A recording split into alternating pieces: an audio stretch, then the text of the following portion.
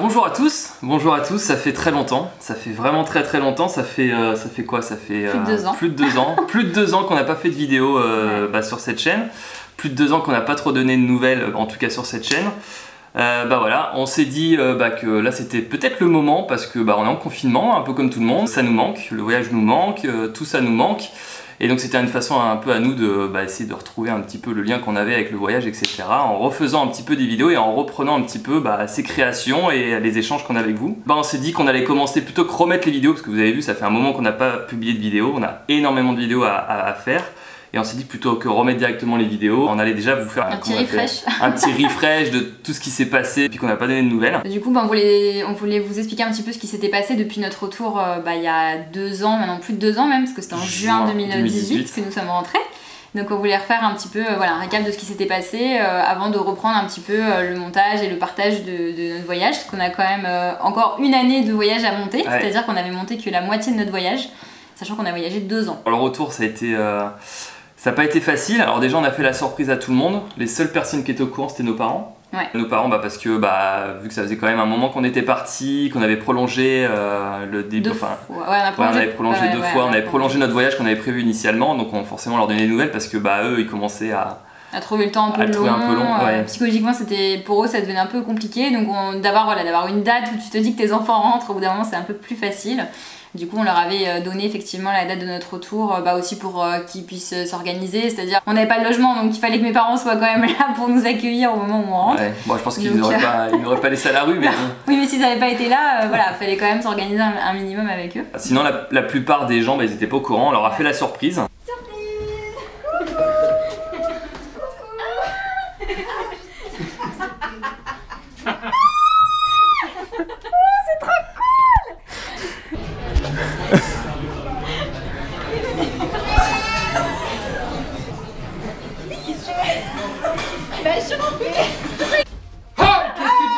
Je m'en doutais. Oh non.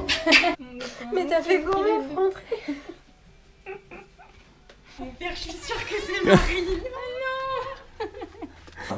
Donc en fait on est rentré en juin, on n'a pas repris le travail ou quoi que ce soit directement, on en a profité vraiment pendant 2 mois.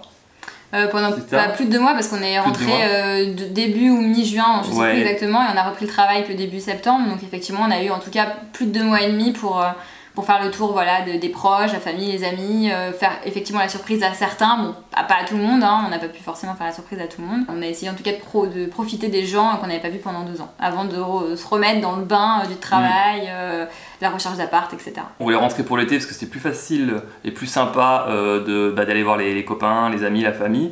En plus on avait des mariages, la météo était plus sympa, revenir en France alors qu'il fait encore beau et tout, ça va parce qu'on serait revenu en plein hiver, ça aurait été peut-être un peu plus difficile.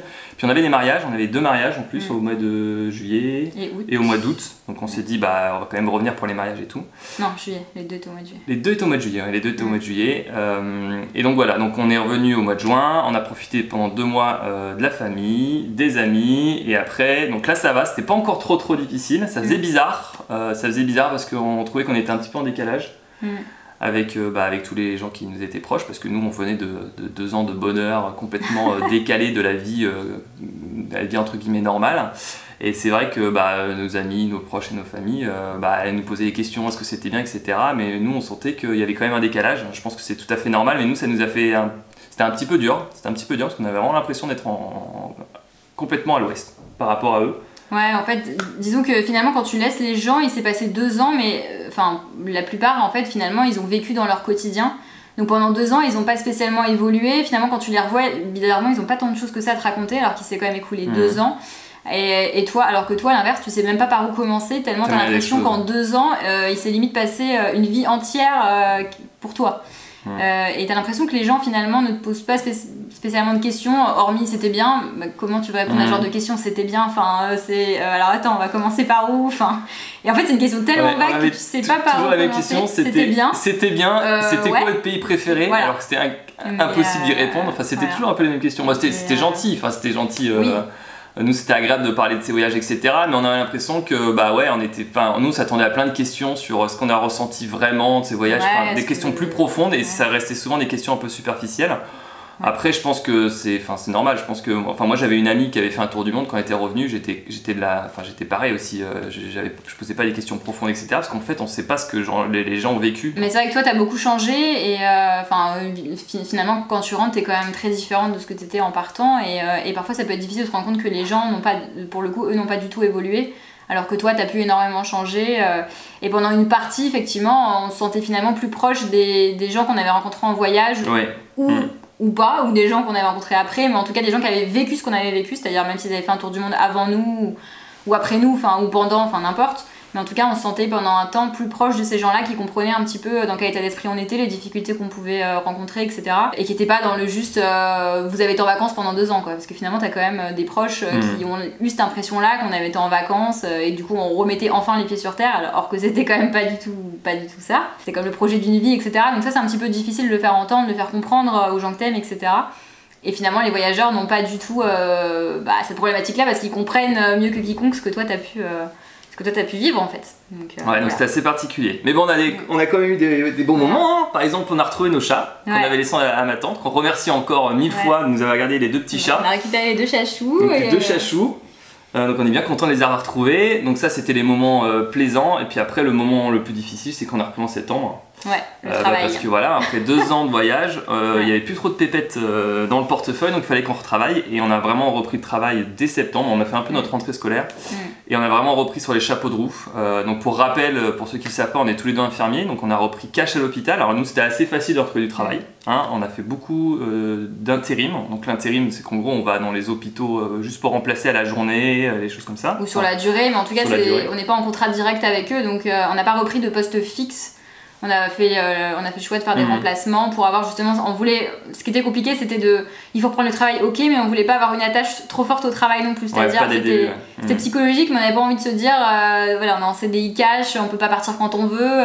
On avait envie d'avoir encore cette liberté en rentrant, de se dire, ce qu'on n'a pas du tout fait, hein, mais de se dire si dans 2 semaines on a envie de se casser, on peut se casser. Si dans 3 semaines j'ai envie de poser 3 semaines, je peux le faire parce que encore une fois je suis intérimaire et je suis libre, parce que tu peux pas faire quand t'es en CDI.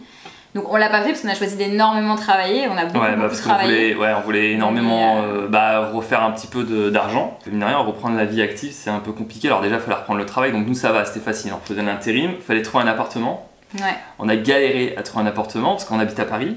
Alors trouver un appartement à Paris, parce que nous on voulait rester dans Paris. Trouver un appartement à Paris alors que pendant 2 ans on n'a pas eu de salaire, qu'on a des feuilles d'impôt où il y a marqué 0 dessus parce qu'on n'a pas travaillé. On a remarqué que finalement les garants ça servait plus à rien, donc on a énormément galéré à trouver un appartement parce que personne, à partir du moment où ils voyaient qu'on avait 0 salaire, etc., ils ne prenaient même pas notre dossier. Ce qui était un peu con parce qu'on est quand même infirmier, donc si tu veux, le chômage en tant qu'infirmier, c'est quelque chose qui n'existe pas vraiment. Ensuite, on était fonctionnaire de la PHP, donc quand tu es fonctionnaire d'un hôpital public, normalement on a juste à dire qu'on veut revenir et c'est bon, donc il n'y avait pas vraiment de question de chômage ou pas. Donc c'est vrai que c'était finalement un peu bizarre, mais bon, fallait rentrer dans les clous, etc. Ouais, ça fonctionnait plus comme ça, quoi. Voilà. Le garant ou le fait, le dossier, même si on voyait qu'on avait un bon boulot, qu'on avait des garants, ça suffisait pas, fallait 3 mois d'ancienneté, 3 feuilles de salaire, et nous on n'avait pas ça. Et dans les grosses agences style Century 21 et autres, là, s'il n'y avait pas ça, le mec qui s'occupait de notre dossier, il disait hop, poubelle. Donc c'était vraiment un peu compliqué, heureusement qu'on a quand même réussi à trouver un appart. Donc l'appart où nous sommes actuellement, du coup, ça fait 2 ans qu'on est dans cet appartement. On est tombé sur un agent immobilier qui était très humain, une petite agence immobilière qui était moins regardant sur les dossiers, qui comprenait tout à fait notre situation. On était jeunes, on était infirmiers, on avait voulu faire le tour du monde. Donc il était hyper humain en fait, et il n'avait pas vraiment de souci de se dire est-ce qu'ils vont payer ou pas. Encore une fois, en étant infirmier, si tu veux bosser, tu peux bosser tous les jours du mois. Donc il a entendu notre situation, le fait qu'on ait eu envie de voyager, de profiter, etc. Et que du coup, il se faisait pas trop de soucis sur le fait qu'on arrive à payer nos loyers. Et effectivement, ça fait 2 ans, nous n'avons absolument pas eu de soucis pour payer notre loyer. Heureusement. Donc voilà. Donc heureusement, on a fini par trouver un appartement, mais effectivement, ça a été un petit peu compliqué. Voilà, c'était dur. Donc c'était dur de trouver un appartement, c'était dur de reprendre le travail, parce que les 2 ans sans travailler, reprendre le travail, de voir des gens malades, etc. C'est quand même un petit peu compliqué. Puis se lever, aller travailler, rentrer, faire les courses. Parce qu'on se levait très très tôt, c'est-à-dire que notre quotidien effectivement autour du monde, on se levait très tôt, on avait des longues journées, des rudes journées, parce que parfois on marchait toute la journée. Mais tu te lèves, c'est toi qui choisis un petit peu ce que tu vas faire de tes journées, c'est ta propre motivation. le travail, même si on aime beaucoup ce qu'on fait, ça reste aussi se lever, devoir aller travailler. Effectivement, il y a le stress au travail, etc. En plus, le fait d'être intérimaire et vacataire, ça demande de t'adapter tout le temps. T'es pas dans ton service, c'est pas tes collègues, c'est pas tes patients, donc du coup c'est vrai que ça demande quand même tout le temps d'être hyper organisé et hyper concentré tout le temps quoi, chaque jour de travail. Donc c'est vrai que ça rajoutait aussi une difficulté, mais on voulait vraiment garder cette liberté en étant en intérim quoi. Mais qui du coup effectivement rajoutait une difficulté à la reprise du travail, hein. C'est clair que ça aurait été plus facile de reprendre en CDI dans notre ancien service avec des gens qu'on connaît, une organisation de service qu'on connaît, etc. Ça c'est évident. Et puis c'était dur parce qu'on a retrouvé l'hôpital qui allait déjà mal quand on est parti et qui allait encore plus mal quand on est revenu. Depuis il va encore plus mal. Hein, mais... Voilà, donc et depuis là on connaît la situation actuelle, c'est encore plus la cata. Et donc ça aussi c'était pas bon pour le moral parce que on s'est dit mais voilà, on revient, c'est encore compliqué à l'hôpital, c'est encore plus dur maintenant, mais qu'est-ce qu'on fait, etc. Alors l'autre chose un peu bizarre, c'était le fait de se sentir un peu étranger dans sa propre ville. Moi c'est vraiment comme ça que je l'ai vécu. C'est-à-dire que tu reviens à Paris, alors Paris est quand même une très belle ville, donc du coup t'es là, tu regardes tout, tu dis ah c'est joli ici, et tu regardes genre comme si t'étais en fait encore en tour du monde et que tu découvrais une nouvelle ville, et je regardais tout alors que j'avais vécu là pendant plus de 20 ans et que je voyais ça tous les jours, et bah là tu l'as pas vu pendant 2 ans, donc t'es là, tu regardes tout, comme si t'étais un touriste en fait. Voilà, donc ça faisait vraiment bizarre alors que c'était des quartiers que je connaissais très bien. Enfin, chez mes parents, j'y ai vécu pendant 21 ans. Enfin, voilà, donc il y avait rien de nouveau quoi. Mais et puis là, c'était drôle parce que bizarre, tout le monde parlait français et ouais. ça faisait un moment qu'on n'avait pas entendu parler français quoi. Ouais. Et donc plus entendre parler espagnol, ouais. c'était. Ça faisait drôle. Hein. En plus, moi j'adore la langue espagnole, je trouve que c'est une langue magnifique. Enfin, si j'avais pu naître espagnol, ça aurait été top. Donc, c'est vrai que ne plus entendre cette langue et réentendre du français, finalement, c'est bizarre en fait. Parce que nous, on entendait français que quand nous, on se parlait entre nous. Ou quand bien sûr on rencontrait un autre français, mais globalement pendant 1 an en Amérique du Sud on parlait tout le temps espagnol avec les gens, on n'entendait que de l'espagnol autour de nous, donc ça faisait vraiment bizarre au début. Ce qui était marrant, je sais pas si tu te souviens, mais c'est qu'au début, quand on était en Amérique du Sud, des fois on critiquait ou on disait des choses à haute voix en français, parce qu'on se disait qu'autour de nous personne ne comprenait, etc. Genre on disait regarde là-bas, regarde la personne, enfin des choses comme... Et là quand on rentrait en France on le faisait encore, et on se disait mais mince, les gens comprennent tout ce qu'on dit quoi. Ça on s'est fait un peu avoir là-dessus, c'était assez drôle quoi. Enfin ouais, donc ça c'était, on s'est vraiment senti comme tu dis un peu étranger chez nous. Ouais, ça fait bizarre au début. Après, ça passe bien sûr, mais t'as un temps où ça fait assez bizarre. Ouais, ça fait vraiment bizarre. Peut-être qu'il y en a beaucoup qui se posent la question, donc pourquoi on n'a pas fait de vidéo en rentrant? On s'est dit en plus on avait un peu de temps pendant les 2 mois de transition, etc. Mais en fait, non, on n'avait pas le temps. En fait, on n'avait pas le temps déjà parce que de revoir tous les potes, la famille, etc.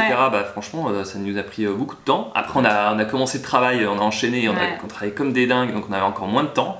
Et puis alors moi, j'avais perdu un petit peu de motivation, d'une part parce que se replonger dans les vidéos alors qu'on était en voyage et là on travaille, etc. Donc c'est au niveau nostalgie, on en prend un gros coup. Donc c'est un peu dur parce qu'on se dit on est encore dedans, mais en fait on travaille. Enfin, c'était un peu dur. En plus, l'ordinateur qu'on avait pris, il commençait à être très très fatigué. Les plans drone et compagnie, dès que je voulais faire des plans avec les drones, ça laguait, mais un truc de fou. Enfin, c'était immontable. Enfin, je prenais 4 heures pour faire une demi-heure. Donc ça m'avait démotivé. En plus, on n'était pas trop chez nous, on n'avait pas de lieu vraiment pour s'installer. Bon, ça, à la limite, quand on était en tour du monde, c'était un peu la même chose, mais bon, c'était un peu compliqué. Et puis, on n'avait pas de temps. Et voilà, et puis après petit à petit on se dit plus tard, non mais on fera plus tard, mais t'inquiète pas Marine, je vais montrer les vidéos, et puis ça prend du temps, et puis finalement on reprend le train de vie et compagnie. En fait tu te fais vite de nouveau happer par ton quotidien, même si tu te dis au début que tu vas essayer justement d'être moins happé, de garder du temps pour toi, pour les choses qui te tiennent à cœur, et nous notamment notre voyage bien sûr nous tenait énormément à cœur. Mais c'est vrai que tu te fais vite rattraper par le train-train quotidien qui fait que t'as pas le temps. Sur le peu de jours de repos que t'as tes lessives à faire, ton ménage, tes courses, et la journée de repos en fait elle est finie. Donc c'est vrai que même encore maintenant, 2 ans après, ça reste encore difficile de trouver vraiment du temps. Oui. On travaille, effectivement, on travaille vraiment beaucoup. Enfin, moi parfois j'ai fait des semaines, des doubles semaines en 1 semaine, donc c'est vrai que c'est forcément un peu compliqué quoi. On veut travailler beaucoup parce que le but c'était de continuer à voyager, parce que nous on était rentrés, il fallait qu'on refasse un petit peu d'argent pour vivre déjà, trouver l'appartement, vivre pour tous les jours, et puis on voulait vraiment faire de l'argent assez rapidement, parce qu'on n'avait aucune envie, c'était de repartir en voyage. Alors pas forcément repartir en voyage sur la durée aussi longue, bien sûr, 6 mois, etc. Mais on voulait quand même faire de beaux voyages. Ouais, voilà. On voulait pas se dire, du coup, on a tout claqué, entre guillemets, donc pendant 1 ou 2 ans, on peut plus partir. Ça, non, c'était vraiment pas possible. Déjà, même avant notre tour du monde, on partait quand même régulièrement dans l'année, donc on voulait vraiment pouvoir remettre de l'argent de côté pour refaire des beaux voyages, quoi. Donc moi, je voulais pas acheter un ordinateur, parce que s'il fallait monter des vidéos, il fallait un ordinateur assez puissant pour les plans drone, donc ça coûtait quand même au moins 1500, 2000 € pour avoir un bon ordinateur, sauf que moi, je voulais garder cet argent pour voyager ou pour pouvoir vivre. Donc finalement, comme j'étais pas motivé avec l'autre ordinateur qui était fatigué, voilà, de fil en aiguille, on a beaucoup tardé, puis après moi j'ai vraiment perdu la motivation, jusqu'à maintenant, hein, parce que ça y est, ça va revenir, là ça y est, on a commencé à remonter les vidéos. On chope le truc en vol, on va profiter du Covid. Donc sinon, durant ces 2 années, même si on n'a pas monté de vidéos, on a quand même continué bien sûr à aspirer, on va dire, au voyage. Donc on a quand même fait quelques voyages, même si on aurait aimé en faire plus, forcément. Là, cette année-là, mais on a que 5 semaines de vacances, même en intérim, on aurait pu dire qu'on avait plus, mais bon, quand on est en intérimaire... On a beaucoup travaillé, encore une fois on le dit, et du coup forcément on n'est pas parti autant de fois qu'on aurait voulu aussi longtemps. Et puis là l'année 2020, on n'en parle pas, hein, parce qu'effectivement les voyages c'était en tout cas à l'étranger. C'est la pire année de notre vie. Hein. Ouais, c'est la pire année de notre vie, on n'est pas parti une seule fois, enfin si on a fait quoi on n'est pas parti à l'étranger en tout cas. C'est très dur, en ce moment c'est très dur pour nous. Pour les voyageurs comme nous c'est très dur. Mais on a quand même voyagé. Donc en 2019 on a quand même fait le Japon, donc en juin 2019 on a fait 3 semaines et demie au Japon, où alors là pareil on a quand même pris notre caméra, on a bien filmé etc, donc ça c'est pareil, il faudrait le monter. Sinon donc en novembre 2019 on a fait 10 jours en Jordanie, donc pareil c'était un très beau voyage, en plus on rêvait tous les deux de faire la Jordanie, enfin de visiter la Jordanie. Donc voilà, c'est un très beau voyage aussi, pareil, qu'on a filmé. À Noël dernier, donc Noël 2019, on est parti avec mes parents à Zagreb, en Croatie. Et d'ailleurs, en Noël 2018, on était allé en Pologne aussi. Ouais, on était allé à Cracovie en Pologne. Pareil, c'était des très chouettes moments. En plus, c'est des villes qui sont très belles, très illuminées pour les décorations de Noël, etc. Donc ça, c'était vraiment cool. Après, indépendamment de ça, on a fait beaucoup de petits voyages, on va dire, c'est-à-dire des petits week-ends, etc. Où on a fait notamment Saint-Malo en Bretagne, on a fait La Rochelle, on a fait l'île de Ré, l'île d'Oléron. On est dans les Alpes. Ouais, on a fait Chamonix dans les Alpes. Chamonix, on dit. Chamonix. Ouais. Chamonix. Annecy, Évian, Thonon-les-Bains, etc. Du lac Léman. Donc ça c'était aussi très cool.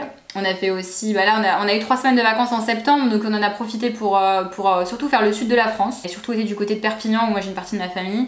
Et après on a été vers Toulon, Saint-Tropez, etc. où c'est côté de ma famille à moi. Où on a profité pour faire les calanques de Cassis, etc. qu'on n'avait jamais faites, enfin ensemble en tout cas. On avait fait aussi Milan, si je me souviens. À la Saint-Valentin 2019, on avait fait Milan. On était allé à Bruges en Belgique aussi. Bruges et Gand. Ça on avait fait pareil à Noël, enfin vers Noël 2019 l'année dernière pour les décorations de Noël, etc. Pareil, c'était top. Donc, on a quand même bougé. Ouais, on a bougé un petit peu, même si en gros voyage on a fait effectivement Jordanie-Japon et Jordanie. Ouais. Sinon après c'est plus des petits trips de week-end. Voilà, c'est ça. On a quand même essayé de bouger comme on pouvait en 2020 en se faisant effectivement des petits trips en France un peu à droite à gauche, même si c'était moins évident. Compliqué. Ouais, en 2020 normalement on avait 2 gros projets. On devait aller au Mexique. En mai dernier, forcément c'était juste à la sortie du confinement, donc autant vous dire que c'était pas possible. De toute façon nos vols a été annulés, etc. Ouais, voilà. C'était fini. Donc ça c'était mort. Et on avait posé des vacances pour novembre aussi. Là, actuellement. Voilà, et normalement on aurait dû aller en Namibie, et puis pareil, on a tout annulé parce que... Alors on n'avait pas encore pris les billets parce qu'on sentait un peu le truc se dire que voilà... Mais effectivement, le projet c'était d'aller en Afrique. Alors on n'était pas vraiment sûr de la Namibie, on hésitait entre Namibie, Tanzanie, Afrique du Sud, on était un peu sur ces pays-là. L'Afrique, continent qu'on n'avait pas fait pendant le tour du monde.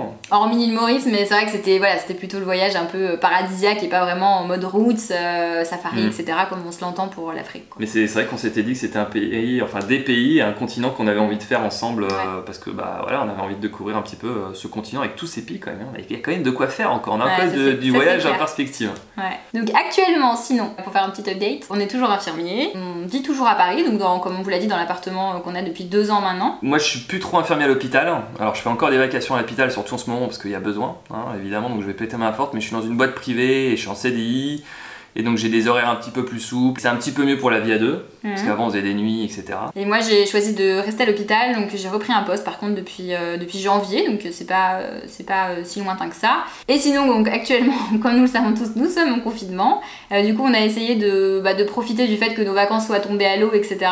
pour essayer de se replonger un petit peu dans nos souvenirs de voyage. C'est vrai que quand on aime voyager, c'est toujours un petit peu difficile de se dire qu'on ne sait pas quand est-ce qu'on pourra revivre cette sensation-là à nouveau, redécouvrir un nouveau pays, etc. Donc du coup, on avait envie un petit peu de se consoler en se replongeant dans nos souvenirs de voyage. C'est notre manière à nous aussi de nous évader, de penser un petit peu à ce qu'on a vécu, de se remémorer de bons souvenirs, etc. Donc pour ça qu'on a profité entre guillemets de ce confinement pour essayer de se replonger un peu, d'avancer dans nos montages vidéo, d'avancer dans notre triage aussi de photos parce qu'on a énormément de retard c'est vrai qu'on a rien des deux côtés. Je crois qu'on a rien trié. Donc, on le faisait en tour du monde, je sais trier régulièrement, mais c'est vrai que depuis on n'a pas repris tout ça. voilà, on s'était dit qu'on aimerait bien faire des albums photos, tout ça, enfin toutes ces choses qu'on a envie de faire mais qu'on prend pas le temps de faire. Donc on va essayer un petit peu de se remettre dedans, de se remotiver un petit peu, de se donner des objectifs, des petits défis, de se dire bon bah voilà, aujourd'hui on essaye de monter une vidéo. Et donc on espère que vous serez là pour regarder un peu nos vidéos, parce que ça va me motiver pour les monter. Alors j'ai un ordinateur qui fonctionne bien maintenant, qui est puissant, avec un grand écran, une souris, un clavier, tout ce que je n'avais pas avant. Donc là ça va m'aider déjà à me motiver, mais si en plus il y a des gens qui regardent les vidéos, ce sera très bien. Hein. Donc le but nous c'est pas d'avoir un millier de... Non mais c'est vrai que c'est toujours sympa d'avoir une petite communauté, c'est vrai qu'on aimait bien pouvoir échanger avec vous, même encore maintenant, hein, ça m'arrive encore de répondre à des commentaires. On a encore des abonnés sur notre chaîne alors que je crois qu'on a, enfin peut-être pas le double, mais si on a presque doublé nos abonnés en 2 ans alors qu'on publie rien depuis 2 ans. Donc du coup c'est vrai que c'est quand même donc ça fait toujours plaisir et puis c'est toujours sympa d'avoir des questions, d'avoir des retours de voyageurs qui nous disent que ça a pu les aider ou voilà. C'est qu'on reçoit encore des questions, des mails et tout. Donc ça c'est des gens qui essaient de nous motiver à reprendre tout ça donc c'est toujours sympa et puis c'est sympa d'avoir une petite communauté. Ça nous motive. Moi c'est vraiment un facteur qui va me motiver beaucoup. Donc on va conclure cette vidéo qui on l'espère ne sera pas trop longue, c'est vrai qu'on a pas mal parlé finalement. Donc dans un premier temps on va essayer de reprendre le montage de nos vidéos tour du monde pour essayer de monter cette deuxième année de voyage qu'on n'a pas monté. C'est vrai que j'ai vachement hâte de revoir un petit peu tous les treks qu'on a pu faire, la Patagonie, la Colombie, enfin des pays qu'on a adoré et qu'on aimerait, enfin que moi en tout cas j'aimerais beaucoup revoir, voir le résultat final en vidéo. Donc ça serait cool. Et une fois qu'on aura rattrapé tout ce retard, on aimerait bien se plonger maintenant dans dans les voyages qu'on a fait depuis notre retour, donc le Japon, la Jordanie. Enfin, ce serait super cool aussi de voir ce que ça a pu donner, hein, parce que encore une fois, depuis qu'on a filmé notre voyage, qu'on monte des vidéos, on voit vraiment la plus-value que ça a d'avoir un film. C'est très différent d'une photo finalement. Les photos c'est très beau, mais c'est statique. Un film, ça te permet quand même de revivre certaines émotions, certains moments. Enfin voilà, ça a un dynamisme que n'a pas une photo. Donc alors les deux sont complémentaires bien sûr, mais c'est vrai que ça serait sympa de revoir un petit peu de redécouvrir tous ces pays-là à travers de belles vidéos. Bon, là on a essayé de répondre pendant cette vidéo à quelques questions qu'on a eues par mail, sur Facebook, etc. Si jamais vous avez d'autres questions, je sais pas si y a des choses qui vous intéressent sur le retour du tour du monde, sur un peu les chiffres, enfin n'importe quelle question. C'est vrai on avait pensé refaire une vidéo chiffres comme on avait fait. On s'est dit pourquoi pas, mais il faut que ça vous intéresse parce que c'est surtout pour vous, parce que pour nous, nous on connaît déjà tout ça. N'hésitez pas à nous mettre dans les petits commentaires si vous voulez, je sais pas, un thème particulier sur lequel vous voulez qu'on aborde ensemble depuis qu'on est rentré. Ça pourrait nous motiver à faire une autre petite vidéo hors vidéo de voyage, si on a un petit peu le temps. Donc là ça va qu'on a un confinement, mais quand on va reprendre le boulot, ça sera on aura moins de temps pour consacrer. Mais bon, pourquoi pas. Si l'idée est bonne, je pense qu'on pourrait faire une vidéo intéressante sur un sujet que vous nous aurez donné. Bon bah voilà, on va arrêter cette vidéo ici. On a beaucoup parlé, je trouve. On voulait faire un truc rapide, histoire de ne pas remettre une vidéo de voyage comme ça d'un coup, mais finalement on a beaucoup parlé. Ça montre à quel point ça nous tient à cœur tout ce qu'on a dit. On espère à bientôt, on espère que notre motivation va garder le fil, hein. Ça se dit ça, garder le fil va rester, je sais pas. Va rester ancré au fond de moi, au fond de Marine. Parce que Marine, c'est elle qui va trier à mon avis toutes les photos. Moi, c'est les vidéos à monter. Alors, maintenant, on les monte un peu à deux. Maintenant, les vidéos, on arrive à s'organiser. Voilà, donc on espère garder cette motivation pour produire toutes les vidéos qu'on a en stock sur nos 3-4 disques durs qui sont complètement chargés, on a complètement beaucoup de rush vidéo, c'est vrai que... Et puis voilà, on vous dit à la prochaine et en espérant que les vidéos qui vont sortir vous plaisent. Et puis voilà, on va essayer de changer un petit peu le format de montage, on va essayer de voir ce qu'on peut faire. On va bien refaire une petite intro différente, vu que maintenant ça fait quand même 2 ans qu'on est rentré, voilà. On aimerait refaire un petit peu une petite intro. Dans la première vidéo qui sortira, en fait on l'avait déjà chargée c'est vrai qu'on l'avait déjà sur YouTube, on l'avait chargée il y a 2 ans, donc sur cette vidéo-là, mais elle est jamais sortie. Donc sur cette vidéo-là, l'intro sera la même, mais à partir de la deuxième vidéo qui sortira, on va essayer de retravailler un petit peu l'intro, faire quelque chose d'un peu plus nouveau. Donc il y aura peut-être quelques petits changements, voilà. Voilà, allez, salut.